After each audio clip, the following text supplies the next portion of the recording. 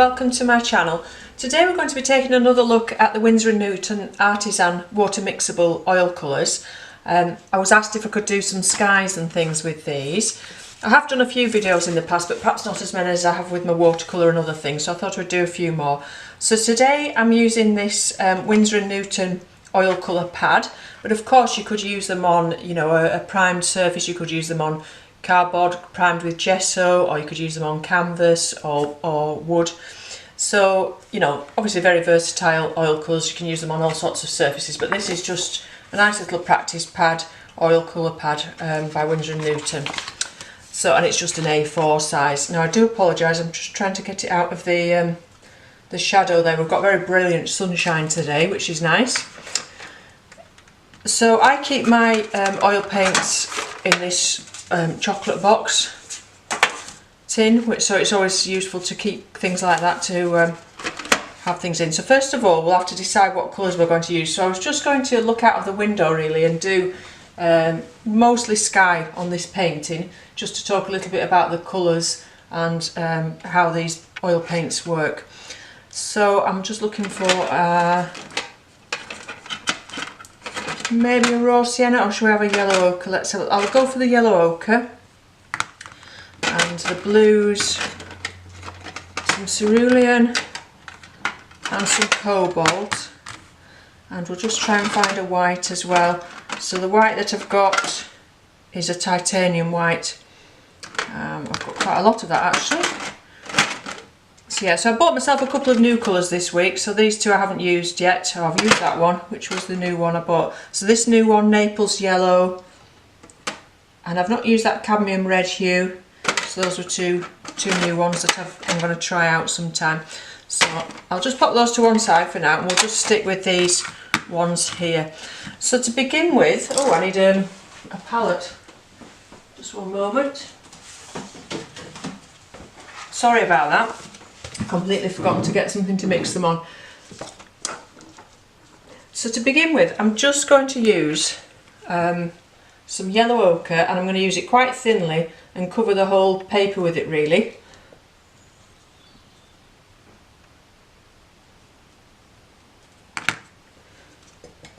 And for today I'm just going to use them with water. I'm not going to mix them with anything other than water. I do use them with linseed oil. You get quite a nice finish when you use them with linseed oil, but it does increase the drying time. So they're not going to dry as quickly as they would if you were just using them with water. So I'll get a bigger brush actually, just to cover the whole paper. Nice and thin, plenty of water.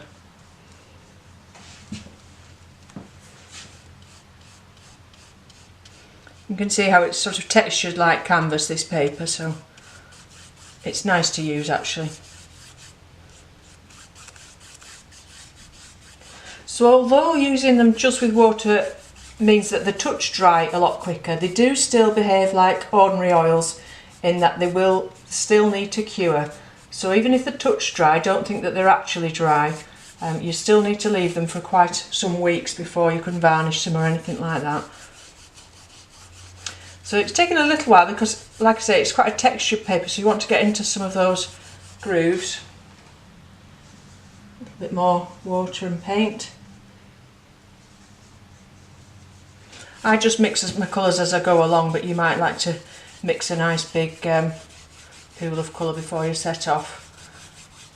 And it will probably be drying quite well. The water part of it will be drying quite quickly today because of this sunshine that we've got going on, which is nice. We've not seen much of the sun this year so far here.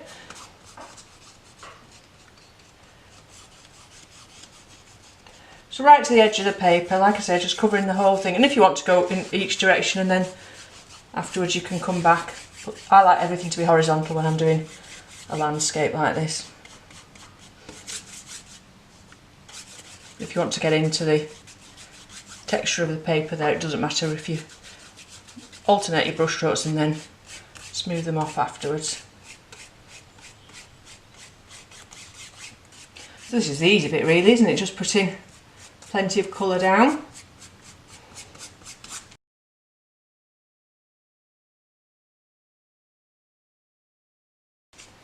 Now the reason for putting this ground down of this yellow is because I want that sort of glow to come through the sky. You know, when you see you've still got that glow coming through, even though you can't see the sun anywhere, it's reflecting on the backs of the clouds and everything. So I want that to be glowing through. So I'm going to leave that to dry just for a little while, not for a long time. It's only going to sort of touch dry, but just for a few minutes to let that water dry off a little bit. If I put the blues on straight away now, we're obviously going to end up with some greens if we mix it in too quickly. So I'm just going to leave that for a few minutes, and I might move my camera actually and try and get you out of this shadow as well. Okay, so I've moved actually into the shade, so hopefully that's better. We're not going to get the same amount of shadows and things. So it was really bright sunlight coming through the window there. So it's not dry, it's still, you know, it still feels damp to touch, but it won't just lift the same as it would as if we'd done it straight away. So I should have said I've actually got 2 pots of water, one for mixing the colours and one for washing my brush, as you would do with your watercolours, and just some tissue there just to dab the brush off in between. You might prefer a cloth actually. It's you know, sometimes with your oil brushes they're not as smooth as your watercolour brushes, and you can lift the tissue up a little bit if you're not careful. Okay, so I'm going to start with some of the cerulean.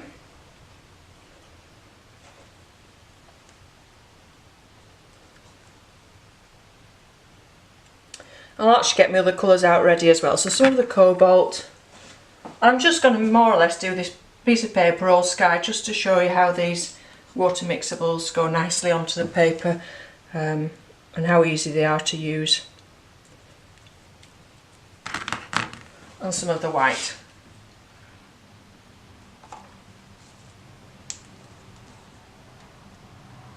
So the main difference with your watercolours and your oils, of course, is that you're using a white, whereas with your watercolours you don't use your white, you just use the white of the paper.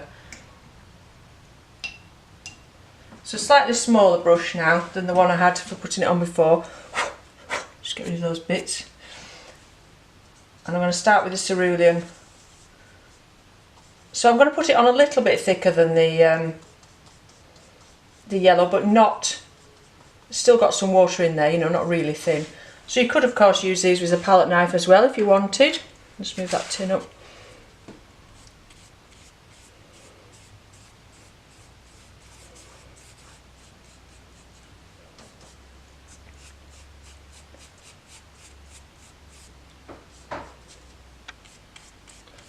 Now it's just a case of having a bit of fun mixing the colours on the paper, so I'm going to start and put some cobalt into that as well.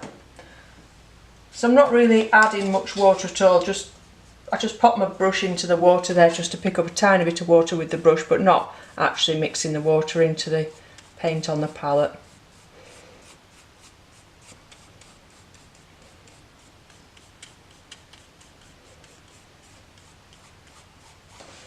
So you can see that yellow's still coming through a little bit there. And of course you can scrape these colours back as well if you decide that you've gone on too heavy with them. So just keep mixing the cerulean and the cobalt on the paper. I may speed this video up in places. I'll put some music on whilst I'm doing this as I go along. So just these 2 colours, keep alternating. And then we'll start and introduce some white.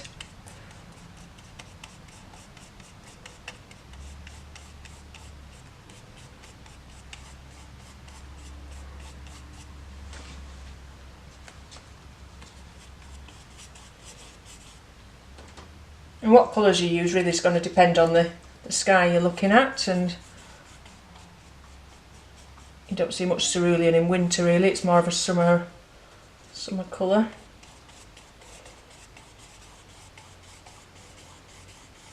You might want a lot more grey in as well. So I'll start and put a little bit of white into some of this because it's quite a light sky out there.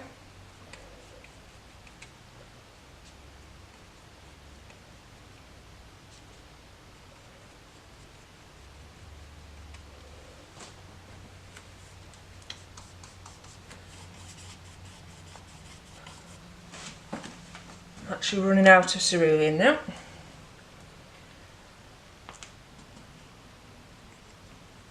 But it's best to put less than you think you might need on and get some more out, because obviously you can't put it back into the tube, can you?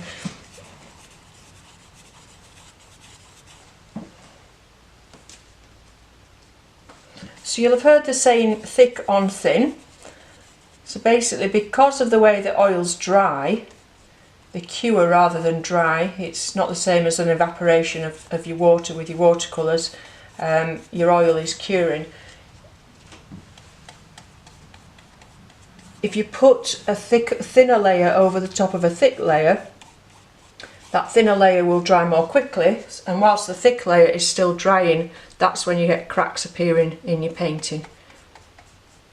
And it might not be till some months afterwards.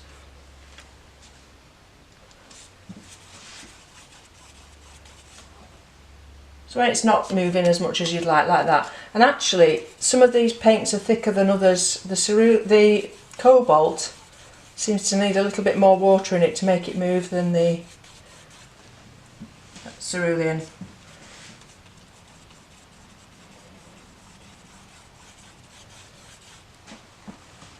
Just a tiny bit more water and get this whole paper covered. I'm going to bring the sky right down to the base there. We might put something on it at another time, some trees or a silhouette of something on, but for the time being, just to show you, we'll just do it all sky.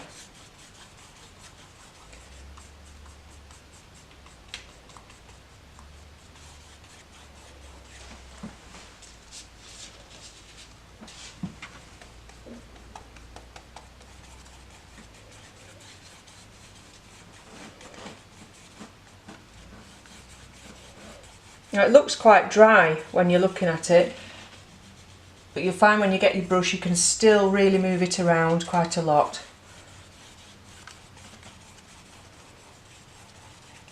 So I'm going to blend the whole thing now, just keeping it horizontal. And then we'll perhaps come back and put some more defined clouds in it.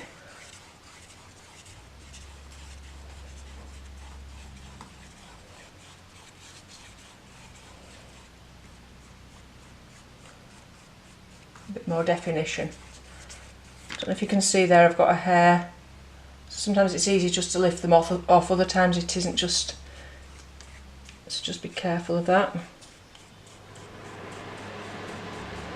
Sorry, that noise is my heater kicking in. So although it's sunny, it's not actually that warm today. So get your whole arm moving. I'm actually stood up whilst I'm doing this. And you can see my arm's nice and loose.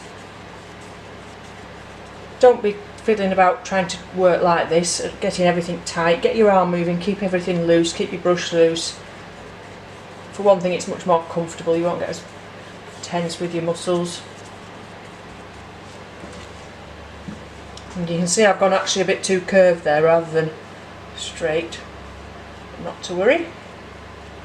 So quite often when you look at the sky, it's a lot darker nearer the top, is it? Well, we don't have a top, that's a silly thing to say, but you know what I mean. So I'm just going to put some extra of the Cobalt right at the top. And then the way the sky is today, we've got some clouds further down,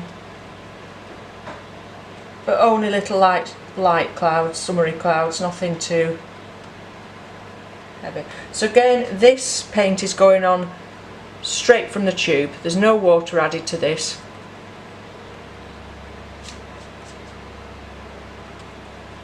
I've actually got quite a bit of cerulean left on there, so I'm going to pop that in as well.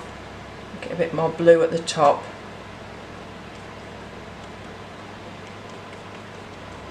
Now, how you want to paint, whether you want to leave your brush strokes or whether you want to blend it all in, is entirely up to your style really, how you like to work. And you could do a combination of both. So you might get a little area like that where you think, oh, that looks quite nice, I'm going to leave it like that. Or you might want to blend the whole thing in. Oops, I've got some white on my brush there. Okay, so I'm just going to leave that top bit for the minute, and I'm going to look outside actually at some cloud shapes. Very sort of small fluffy little clouds, there's nothing, not big thick grey ones, there's no rain in the sky.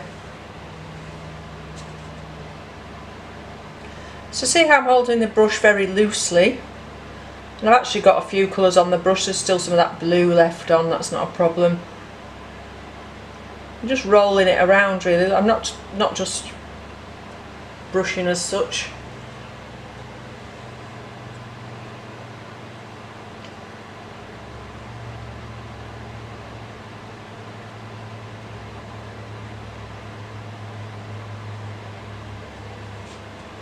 And when you're painting clouds, don't worry too much about them being the exact right shapes and things, because whoever's looking at your painting later is not going to have that cloud in front of them, are they?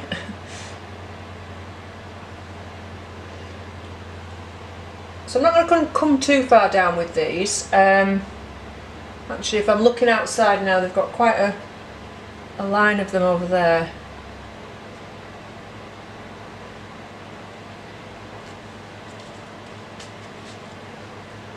And we do perhaps need a touch of grey in these, so I will make some grey up in a minute as well.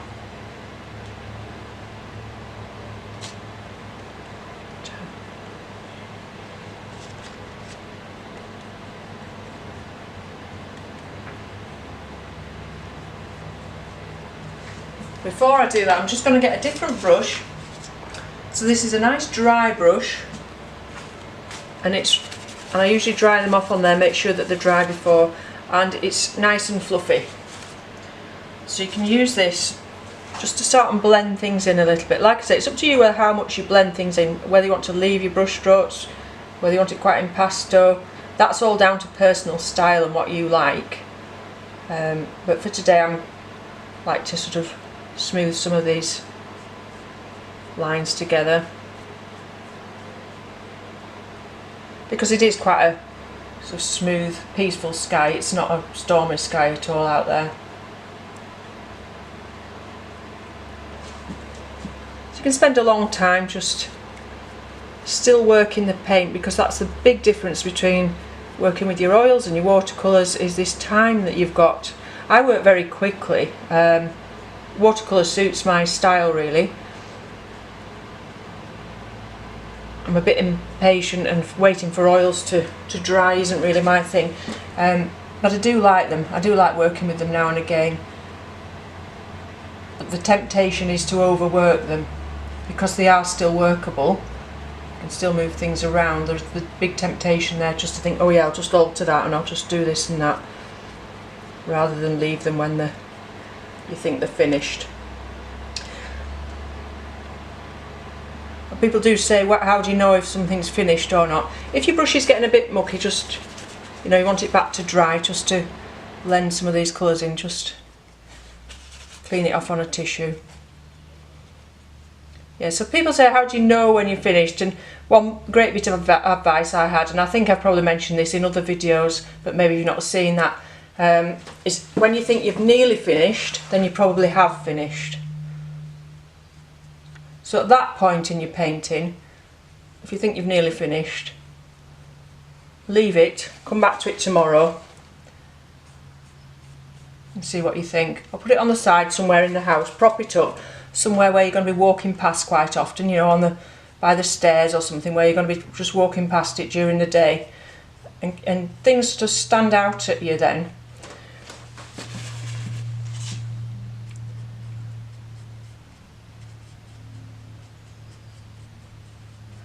So those clouds are quite thick in places, so you have to be careful with this little brush that you're not dragging too much of that white to where you don't want it to be.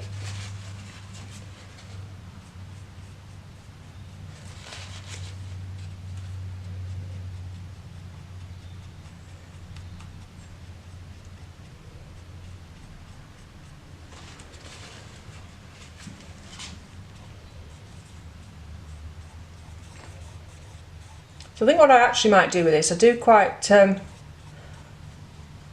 I'm looking outside, these clouds are sort of hanging above a hill which is coming down here. So I think another day I might put that hill in. I might leave it to completely dry, and then I'll come back to this same picture for you another day and do a hill in the foreground.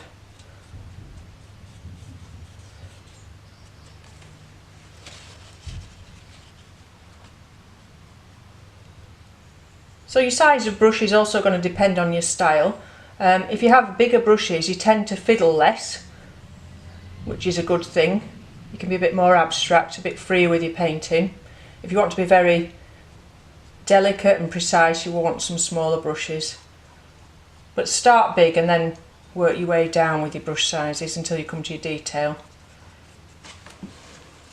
Okay, so I'm just going to pause a minute whilst I make some grey up. I'll talk about the colours I'm putting in that in a moment. Okay, so I've made a grey and I've made it from burnt sienna, the cobalt that we've already got there, and a touch of the white. So this is the big difference with oil. Like I said, using your white, so you can make some greys by adding white rather than just using your 3 primaries like we do with the watercolours and the paper.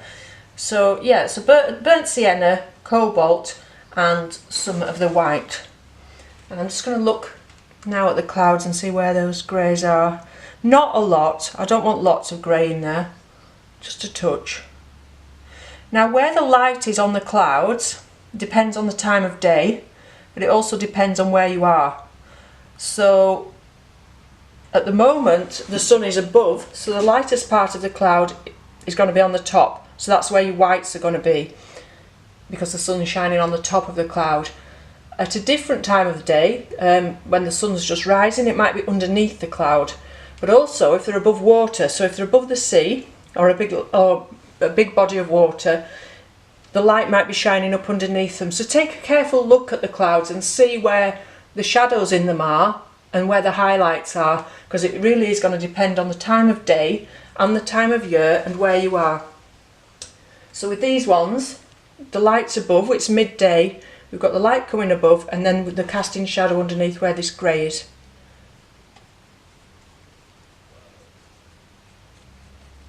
And like I said, I'm not going to put too much in, just to give us the impression of some light and shade.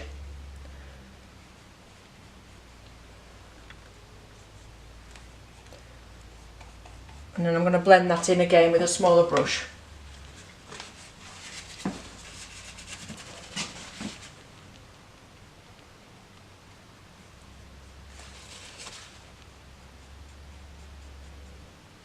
And this is something you could, like I say, fiddle around with all day. You might lose some of that nice white you've got and decide you want to put it back, and it's very easy to do. But the great thing about oils is you can just, you know, correct them as you go.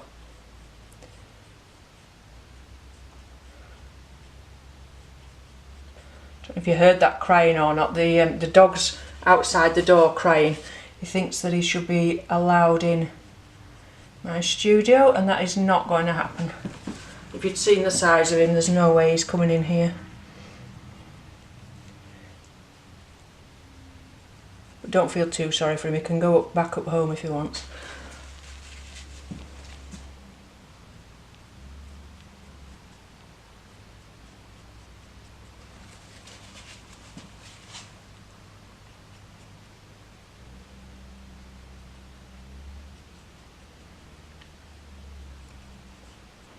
So again, as you're blending, move your brush around in different directions. You know, the clouds are swirling about, they're not just all horizontal like those lines were before. I've done quite a smooth sky, like I said, because it's not a wild day, it's quite a calm day.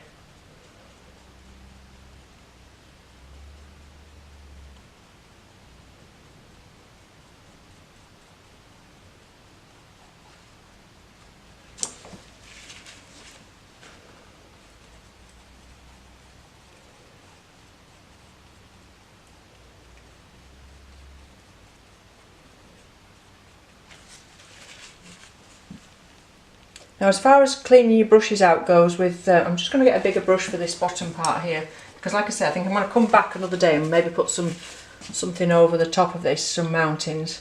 So I'm just going to smooth all these base colours together. So yeah, as far as cleaning your brushes goes, I use baby oil. So I give them a nice rinse. So just, you know, if you're just using them for a short period of time, you might just want to rinse them in water, and that's absolutely fine. But every now and again, it's good after you've rinsed them in water and got the paint off, just to pop them overnight in some baby oil, just ordinary baby oil from the supermarket, and you'll find that that lifts a lot more paint out of your brush than just cleaning them with water. But again, that's the advantages of these water mixable ones, is that you can just use water to clean your brushes, so you haven't got all those solvents. The solvents bother my chest. I have asthma and they really bother my chest, so if you've got asthma and you're thinking of using oils and you haven't before, I would suggest the water mixable ones. Now, just looking at that now, I'm quite happy with it, but I think just to make it a little bit more interesting, I just want to touch more white on the top of one or two of those clouds. No, maybe not white, maybe just a touch more of the yellow, perhaps where some sun's shining on the top there. So I'm just going to get a tiny bit on my brush.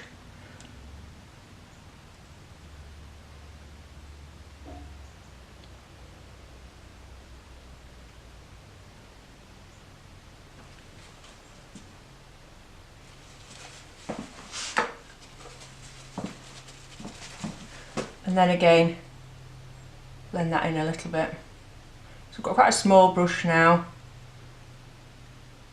I'm blending it into the white.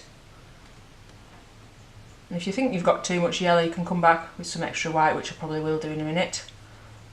It's just a nice glow on the top of some of those clouds there. And it makes a lovely colour actually, yellow, ochre and white mixed together, so we'll just put a bit of extra white in a minute as well, and you'll see what I mean.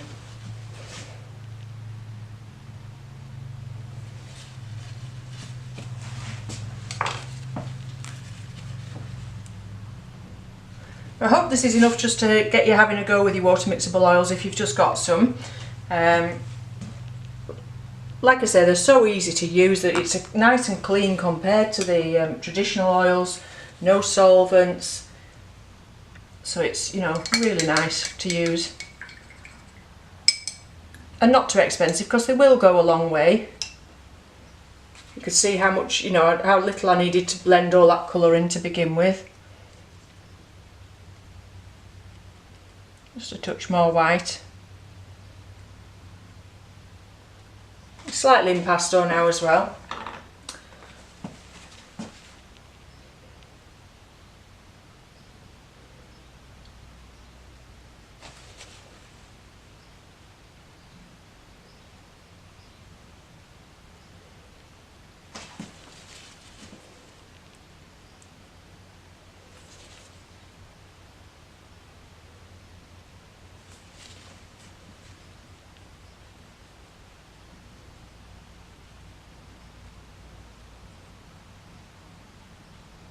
Just a nice glow to the top of the clouds there. And I'm just going to pop some white on, and this time leave it. So leave it quite, so it's very, very thick, straight from the tube, and just put a couple of dots on the top of one or two of these lines, just for a little highlight of sun.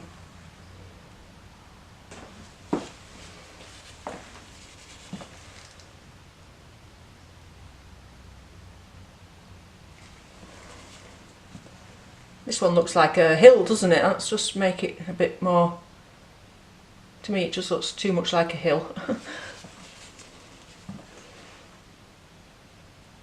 Just blend a bit more in there. Sort that out.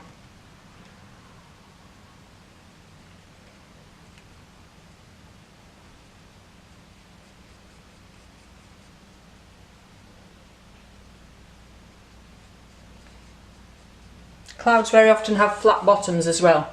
Just putting that faint bit in behind there makes it look like you've got another cloud behind it in the distance as well. Don't forget, when you're doing skies, they're not flat. They need to go off as well with your perspective, as you would do in your landscape. Okay, so I'm going to leave that for today. Actually, having said that, I don't like this little bit up here. It's looking a bit not blended in too much there. Part of this is the paper. It's, if you don't mind, that texture of the paper showing through, which I suppose that's the idea of this paper, is to make it look like it's on canvas. Okay, so I'm going to leave that for today. I'm going to let it completely dry and then just put a tiny touch of the hill in here, but not a lot. We'll just leave it as a sky painting really, and just put a hint of the foreground in, but we'll do that once it's dry. So I'll come back to you another day and do that.